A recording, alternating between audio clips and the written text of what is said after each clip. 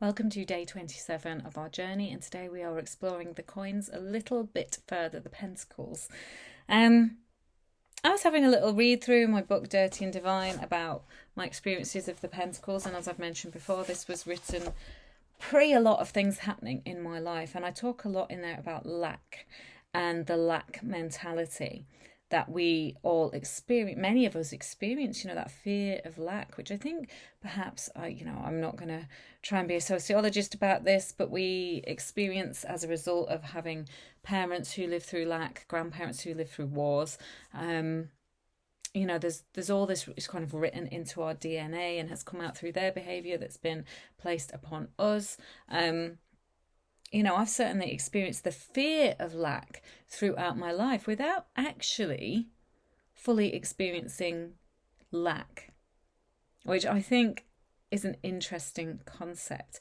And I imagine that many of you, when you did your cards yesterday and you created that funnel that funneled you down to where your current story is at with the pentacles, would have had some experience of lack within those cards, whether it's an emotional one, an intellectual one. I feel that we come from a culture and ancestors and generations that have feared lack, and for good reasons. I imagine, not just 2 or so generations ago, people were living on rations and living in fear of bombing and gosh knows what, and then we have that kind of thing coming at us again with the Ukrainian situation and other wars that play out around the world, and we're constantly being embattled and embittered by this feeling of lack or potential lack, and this plays out through our emotions, our cups, through our swords, our intellectual, and perhaps through our creativity, the feeling of not being good enough. And lack is not just about lack of money or lack of abundance, it's lack of wherewithal, lack of motivation, lack of understanding of how to do a certain thing. Perhaps we're not educated on it yet, or perhaps we've not explored ourselves enough yet.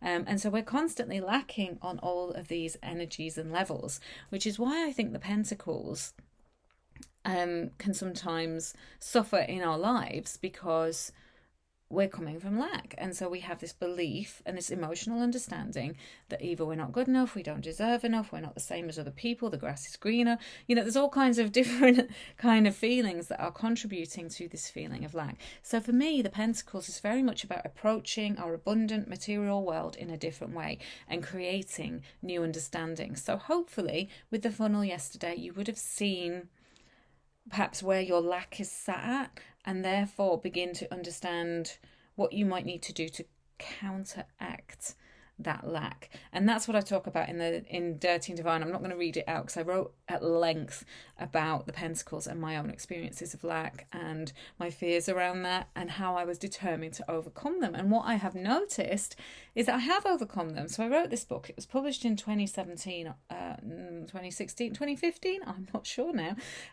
But whenever it was published was quite some time ago. And since then, I have created the changes that I talked about in that book. So I think that's really fascinating. And yet I'm still in a position of, that lack still niggles. It still comes up in funny and unexpected ways. So the tarot is certainly a journey of self-exploration, creating new understandings. And I think with the Pentacles, we are creating and manifesting our life. And therefore, we have to deal with all those other things underneath to be able to bring the best and the most hoped for outcome to the surface.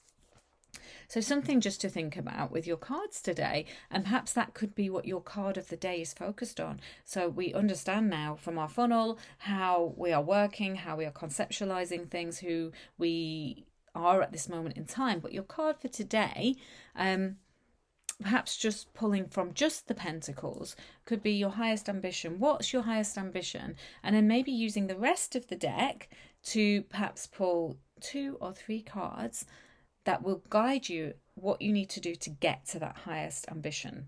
So again, pull all the Pentacles out, choose one Pentacle that is your highest ambition. So again, do it shuffle, cut, what's your highest ambition, what are the cards telling you your highest ambition should be at the moment. And it might not be as high as, you might not be like King of Pentacles quite yet. You might need to fill in a few steps on the way. But then use the rest of the deck to kind of give you guidance on what it is you need to do to explore how you get to that highest ambition. And then comment it below. And then I was just going to read from the Book of Tarot about, because it's slightly shorter than the rambling account I give of it in Dirty and Divine. Okay, the Pentacles. The Pentacles, or as they're sometimes known, the coins, bring us smack bang into the material world around us. They ground us in reality and speak to what we wish to create in our everyday lives. They reflect our working worlds, our ambitions, and the steps we need to take to find abundance and success. As such, they encompass the workaday reality of our lives, including education, home, career, money, and abundance, or the lack of all these things. The Pentacles are a reflection of the gritty workings of our world. They guide us to our life path in very real ways. They help us to improve the facets of our life and make us more comfortable. They can also shine a light on those habits that are keeping us small and closed off to success. This is a very earthy and grounded suit that highlights and comments on the questions we have about life purpose, career choice, financial woes and abundance, and guides us to that elusive place of success. So you can see, I hope you can see how all the cards interact and bring us into a kind of wholesome and full holistic understanding of where we are currently at. And as we work with the cards over years, that grows and that changes. And in particular, we see that change through the Pentacles, because that is our earthly reality. Some of the other cards, the Cups, it can be hard to get a hold of our emotions and to understand them fully, though the work is there to be done. Similar with the intellectual and the mind and the Swords. Tough thing to kind of pin down, but the cards allow us to do that. And this is why I love the tarot, and it's why I love the minor arcana. And, you know, these short videos probably don't do it justice, and I could ramble on for days. This is why my work continues with the tarot, you know, years later from when I began, 30 years from when I first picked up a deck, because there is always a new evolution. You know, the cards are never just this one flat meaning that you get in some of the old traditional books on tarot. They expand and they grow. And so we have these major archetypes, and like, great, yeah, they're wonderful. But the minor cards that we tend to overlook, or we want to swap them out in favor of an Empress or a Star. But actually, it's the minor cards that get into the inner workings of who we are becoming, and who over time guide us like steps towards our divinity, our understandings, our empowerments.